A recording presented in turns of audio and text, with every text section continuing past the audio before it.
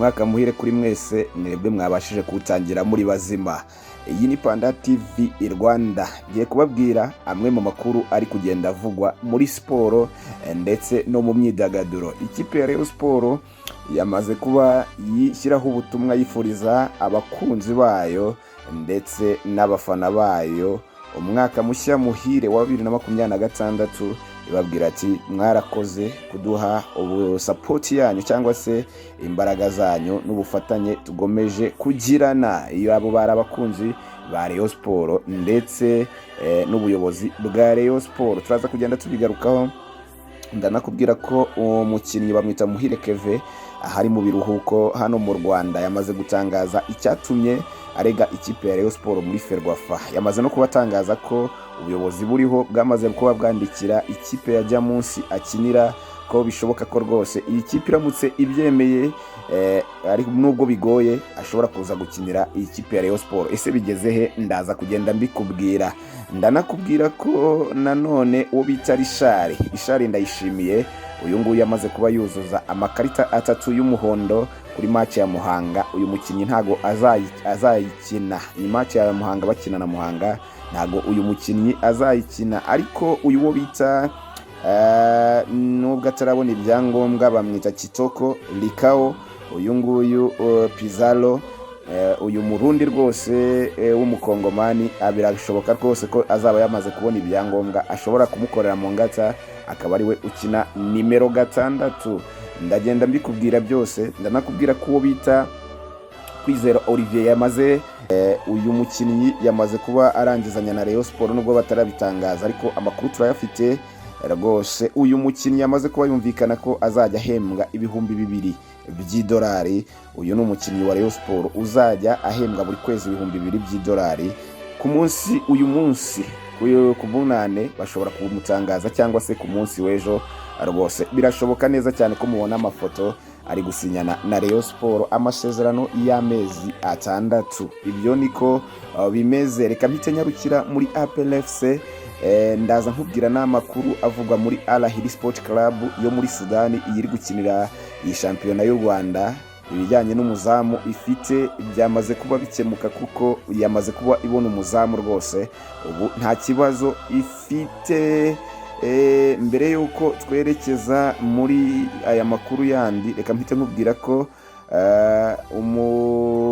umugaba w'ingabo z'u Rwanda bamwita General Mubaraka Muganga, uyu wayoboraga ikipe ya APR FC ya ubungubu muri senior office ku Kimihurura. Hari kubera umuhango wo gusangira n'abakinnyi ubunane, niho bari rwose. Ubona ko ni ibirori byishimiwe cyane ndetse n'aba bakinnyi ubona ko bishimye cyane. Bamwita Mubaraka Muganga General.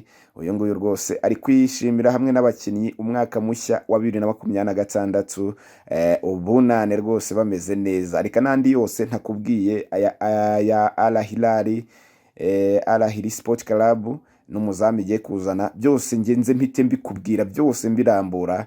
Nkubwire na Muhire Keve amagambo yatangaje aganira na Radio and TV 10 obita Kanyizo ne wagendaga muhati ibibazo rwose, amubwira ati nuko byari bihagaze, ngewe nta kibazo ngirana na Rayon Sport. Ngende SP Panda. Rero iyi ni Panda TV Rwanda, mba mbifuriza umwaka mushya muhire, ubonane bwiza, abantu babashije kwinjira mu mwaka mushya ari bazima batarwaye rwose, n'abandi bameze neza bari kwishimira. Nabibonaga ibirori byo kurasa umwaka, abantu rwose urubyiruko, abamama bahetse abana babyina bishimira ko umwaka bawushoje amahoro. Ariko se we bimeze bite? Ugenda udushyira muri comment uteremo utubwira uko wowe bihagaze aho ngaho uri. Ese bihagaze bite? Twe turi amahoro, niyo mpamvu natwe turi kugenda tubaganiriza. Kora like, kore comment, reka ikiganiro kirangire bagenda wumvamo n'ibindi byinshi. N'amakuru agiye agezweho rwose ndi bugenda nkukorera kuri uyu munsi wa bonane. Ibintu by'ikiruhuko no kuryama twamaze kuba tubirambirwa, tugenda tubabwira tuti reka tubakubitireho ay'ingenzi kuri uyu mugoroba, namwe mugende muyumva. Reka mpite mpera muri APR FC, ndaza ngaruka muri Rayon Sport ndetse n'iyi kipe ya Al Ahly Sport Club. Nkubwire ko muri APR FC usibye kuba barasoje umwaka neza bari ku mwanya muri Rwanda Premier League. Iyi kipe ya APR FC yashoje umwaka neza, bitandukanye n'iyi kipe baba bahanganye Rayon Sport. Yashoje umwaka neza irangiza ku mwanya, uyu mwaka igiye gutangira umwaka wundi ni ukuvuga yashoje uyu mwaka iri ku mwanya wa kabiri n'amanota 26, irarushwa amanota 3 n'ikipe ya Police FC inayirusha umukino umwe. Ifite ikirarane, no kuvuga APR FC ifite ikirarane kugira ngo inganye n'iyi kipe ya Police FC imaze gukina imikino 14. Ifite amanota 26, Police irayoboye n'amanota 29, APR FC amanota 26, Elimileke ifite amanota 25, iyo imaze gukina imikino 11. Kiyovu Sport yazamutse cyane. Kiyovu Sport nubwo imaze gukina imikino myinshi 15, ifite amanota 23. Marine ni ya gatanu, imaze gukina imikino 15, ifite amanota 20. Ikipe ya Mukura nayo yarazamutse, imaze gukina imikino 14, ifite amanota 20. Rayon Sport ni ya karindwi n'amanota 13, imaze gukina imikino 13 plutôt n'amanota 21. Iya za nyuma ni AS Muhanga 17, ifite amanota 12, iri kurutwa umwanya wayo niwo munini kuruta amanota ifite, na Etincelle ni ya 18 n'amanota 11. Ngibyo byo nagenda nkubwira. Reka nze nkugende nkuciramo amakuru agenda avugwa muri APR FC, harimo n'uyu musangiro uri kugenda ubaho. Kwezi kwa 12 bazahitamo umukinnyi, ni benshi cyane bazaba bahitwamo umukinnyi, bazaba batoranyamo umukinnyi mwiza mw'iyi kipe rwose. Nk'abakinnyi bose nta mukinnyi wa Rayon Sport mbonamo, ndetse na APR FC muri aba bakinnyi b'ukwezi kwa 11 bagiye gutoranyamo nta mukinnyi mbona rwose. Ntawe rwose. Naho abakinnyi ba top assist cyangwa se abamaze kuba batanga assist nyinshi, Ndikumana uyu nguyu afite assist 5, uwo bita Hosiana Kennedy. Uyu Ndikumana ni uwa Gicumbi, uyu Hosiana Kennedy ni uwa Marine, afite assist 5. Uwo bita Kwitonda Ari afite assist 4. Uwo bita Bitwaye iki Clement ni uwa Gicumbi, nawe afite assist 4. Gicumbi imeze neza. N'uwo bita Kiza Hussein wa Etincelle ufite assist 4. Ibyo nibyo nagenda mbabwira. Ikindi nagenda mbabwira ba rutahizamu top scorer mu Rwanda, na aho umunsi wa 13 ugeze, ni waho wari ugeze, ubwo no kuvuga ngo bageze ku munsi wa 13. Uwo bita Mbonyumwami Taiba afite ibitego 7, ni w'ikipe ya Marine. Shabarara afite ibitego 6. Uwo bita Emmanuel Fro ni umukinnyi w'ikipe ya Al Ahly Sport Club, afite ibitego 6. Uwo bita Lola Kanda Moise, uyu nguyu cyangwa Moses, afite ibitego 6, ni uwa Gicumbi. Ngizo ikipe zifite aba top scorer bafite ibitego byinshi mu Rwanda. APR na Rayon ntiyago uri buze kuzisangamo mwaya makipe afite ibitego byinshi. Reka mpite nihuta njye kuri APR FC. APR FC bamwita General Mubaraka Muganga, uyu no mugaba w'ingabo z'u Rwanda, ari kuba asangira n'abakinnyi ba APR FC muri senior office ni ku Kimihurura. Bagenda basangira umwaka mushya muhire, bavuga bati aho twagejeje kuba turi ku mwanya wa kabiri, ikipe turi imbere iturusha imikino, ati ni ibintu byiza cyane, ngomba kubaho umwaka mushya, tugomba kuba tusangira. Uyu ni umuyobozi wahoze ayobora ikipe ya APR FC igenda itwara ibikombe, aza kuzamurwa mu nshingano, bamuhindurira inshingano, haza kujyaho undi muyobozi. Ubu ntakiri umuyobozi bya buri munsi wa APR FC, ahubwo hagiyeho ubundi buyobozi. Ba Deo Rusanganwa murabizi ko aribo bayoboye iyi kipe y'ingabo z'igihugu. Ibyo nibyo twagenda tubabwira. Ikindi twababwira nuko ikipe ya APR FC nubwo bimeze gutya, iri kwitegura shampiyona. Imikino irahita ikomeza rwose vuba cyane. Muri weekend imikino irabitiya ikomeza, shampiyona y'u Rwanda ihita ikomeza, Rwanda Premier League. Niyo mpamvu nubwo bari kugenda baserebrana umwaka n'abakinnyi bayo banayo kugenda banitegura utaha, bavuga bati tugomba kuba tumeze neza, duhagaze neza, tugomeza kugenda dushakisha amanota kugira ngo tuzarusheho gutwara iyi shampiyona. Reka mbite nihutira cyane kuri Rayon Sport cyangwa Al Ahly Sport Club. Al Ahly Sport Club mbere yuko njya kuri Rayon Sport iri gushaka, yamaze kumvikana n'umuzamu rwose, muraza kumubona agera mu Rwanda. Ne ikipe yari ifite ikibazo cy'umuzamu kuko abazamu bayibona ko rwose gufata biragoranye cyane. Yamaze kuba igura umuzamu witwa Mohamed Mustafa.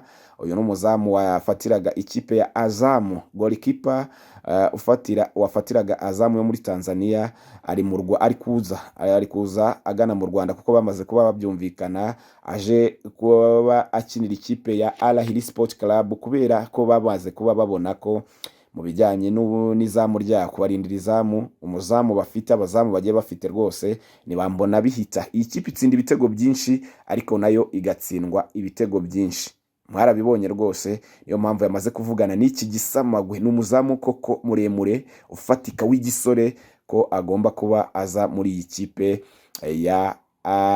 ya Al Ahly Sport Club yo muri Sudan ndi gukina shampiyona y'u Rwanda Premier League.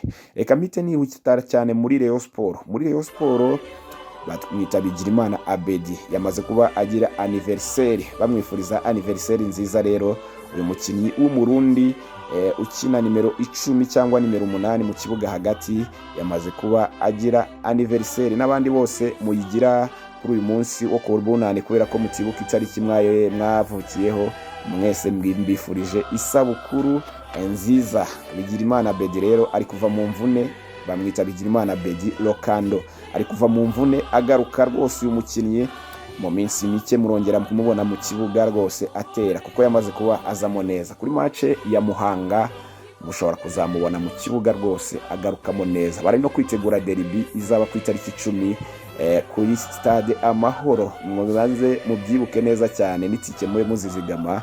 Match iraba ko rwose ejo bundi ku itariki 10 z'ukwezi kwa mbere twamaze kuba twinjiramo.